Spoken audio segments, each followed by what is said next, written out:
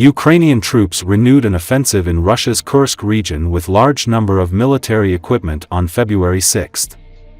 The Russian Defense Ministry said that Ukrainian troops and armored vehicles had launched several waves of attacks near the villages of Yulanok and Cherkasskaya Konopelka, but that the attack was repelled and the settlements were under Russian control. According to the ministry's statement, Ukraine launched 8 waves of attacks with 2 mechanized battalions involving infantry fighting vehicles and armored combat vehicles, with the support of tanks and barrage vehicles. The ministry said Ukrainian troops lost 200 military personnel and about 50 units of weapons and military equipment, including 8 tanks, 5 infantry fighting vehicles, an armored personnel carrier and 30 armored combat vehicles, as well as 3 engineering barrier vehicles, a bridge layer and other equipment. According to the statement, Ukrainian assault units were stopped and defeated by military personnel of the 11th Separate Air Assault Brigade, the 810th Separate Marine Brigade, the Veterans and Arbat Volunteer Formations, as well as UAV operators of the Rubicon Center for Advanced Unmanned Technologies, the 40th Separate Marine Brigade and the 177th Separate Marine Regiment, with the support of aviation and artillery. The ministry said North group of Russian troops were clearing areas where scattered enemy groups remain. Meanwhile, Kursk Governor Alexander Kinstein said as a result of fighting, a gas pipeline was damaged in the Rilsky district. Ukrainian officials have not commented on the offensive yet. The renewed attack on Russia's border region follows Ukrainian President Volodymyr Zelensky's remarks of February 5 that Ukraine's presence in Kursk region could play an important part in future negotiations to end Russia's war. Ukraine launched large-scale offensive in Russia's Kursk region in early August in 2024, seizing swathes of lands and capturing Russian and North Korean soldiers. Kiev has lost roughly half of that area since. Over 6 months of fighting in Kursk, Russia's losses have reached 40,000 personnel, including 16,000 killed.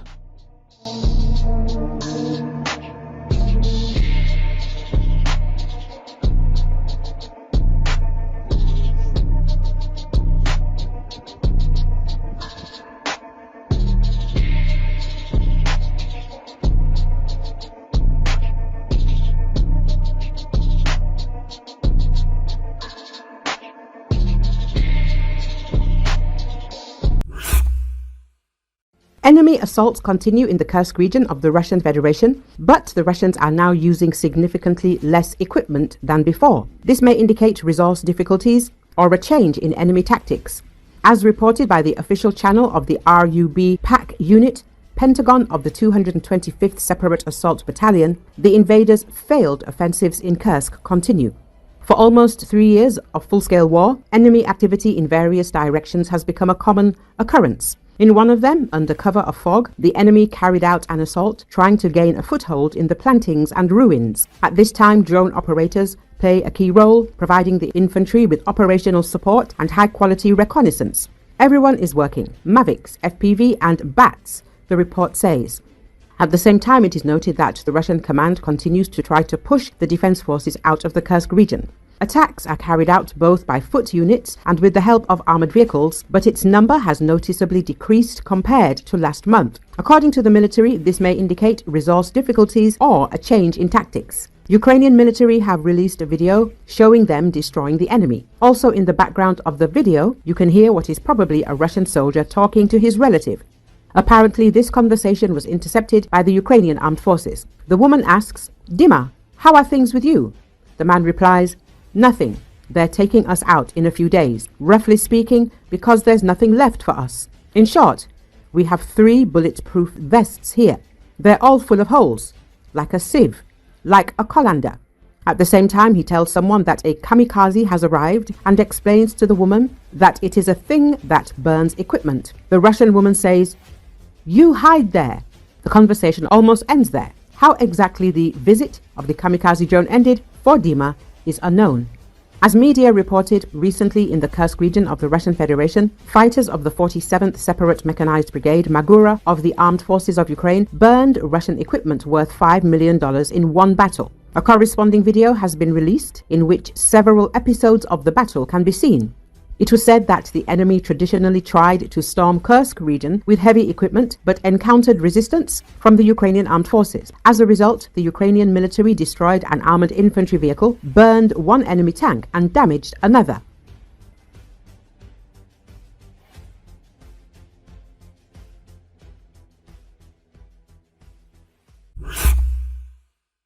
Russia's losses in equipment in the war against Ukraine have already exceeded 15,000 units. Perhaps this was inevitable, since Soviet equipment reserves are running out. The Russian occupiers have begun to switch to horses. Forbes journalist David Axe drew attention to a video of Russian soldiers riding horses somewhere in occupied Ukraine. He emphasized that Russian mechanized regiments are losing armored vehicles at a rate of 6,000 units per year, and Russian factories are simply unable to replace these losses.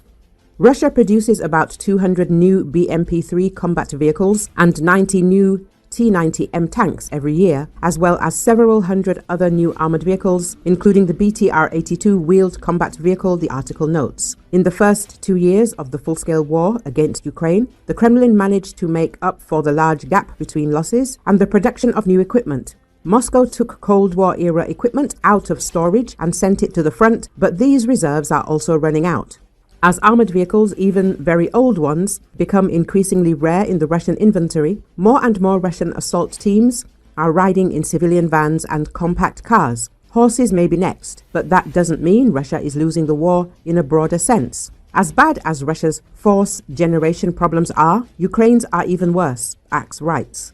Russian troops are suffering heavy losses, but they continue to advance in many areas where Ukrainian defenses are stretched thin by a lack of manpower and where Russia has been able to concentrate superior forces, says Ukrainian think tank Frontelligence Insight. For the first 2 years of the 3-year wider war, the Kremlin comfortably made up the 4-figure gap between losses and production by pulling old Cold War vehicles out of long-term storage.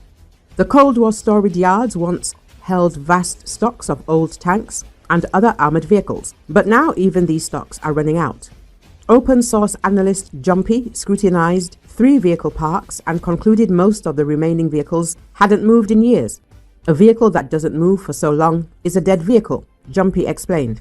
With armored vehicles, even very old ones, becoming increasingly rare in Russian service, more Russian assault groups are riding in civilian vans and compact cars. Horses may be next. As of the morning of February the 4th, 2025, during the full-scale war against Ukraine, Russia has lost almost 843,000 of its troops. According to the General Staff of the Armed Forces of Ukraine, the Russian Federation's losses in armored vehicles have exceeded 20,000 units. Earlier, the Commander-in-Chief of the Armed Forces of Ukraine, Alexander Syrsky, stated that in the first month of 2025, the defense forces neutralized 15,000 occupiers in the Pokrovsk direction. According to him, about 70,000 of these invaders were destroyed irrevocably.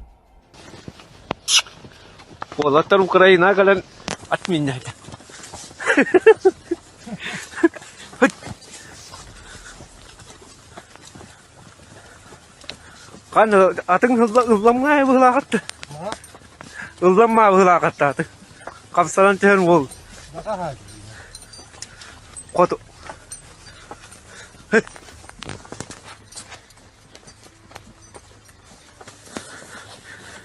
Makanat.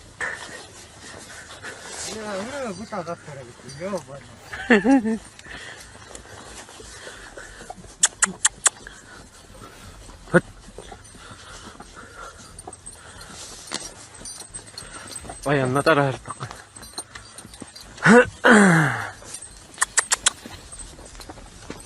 Good.